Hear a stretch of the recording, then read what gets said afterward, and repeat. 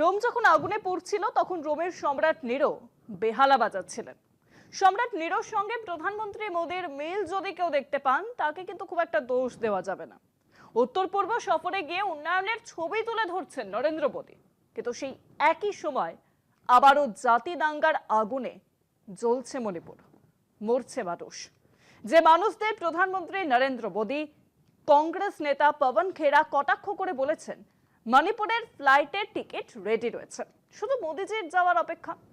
প্রশ্ন উঠছে, প্রকল্পের উদ্বোধন যতটা জরুরি, অশান্তি আর হিংসার আগুনে পুড়তে থাকা একটি রাজ্যের মানুষের পাশে দাঁড়ানো কি ততটাই জরুরি নয়? প্রধানমন্ত্রীর ভাষণ আর উপস্থিতি কি শুধু সাজানো গোছানো মঞ্চেই আটকে থাকবে? কংগ্রেসের করা রাজনৈতিক আক্রমণে আবার জাতীয় আলোচনায় এলো মণিপুরের সংকট।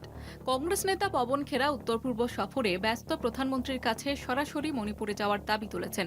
তার বক্তব্যে যেমন ব্যঙ্গ আছে তেমনই আছে সরকারের বিরুদ্ধে অভিযোগ।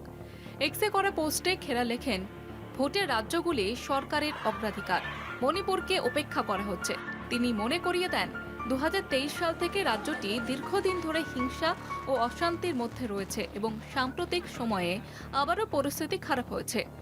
প্রধানমন্ত্রী এখন অসমে 5,450 কোটি টাকার বেশি মূল্যের উন্নয়ন প্রকল্পের উদ্বোধনী গিয়েছেন। খেরা বলেন, অসম থেকে মণিপুর খুবই কাছে। তার যুক্তি, প্রধানমন্ত্রীর সেখানে যাওয়া কঠিন নয়। তিনি বলেন, প্রধানমন্ত্রীর উপস্থিতি সাধারণ মানুষের মনে ভরসা ফেরাতে পারে। খেরা আরও এক ধাপ এগিয়ে ব্যঙ্গ করে বলেন, কংগ্রেস নাকি গুয়াহাটি থেকে ইম্ফল যাওয়ার ফ্লাইট টিকিট পর্যন্ত বুক করে রেখেছে।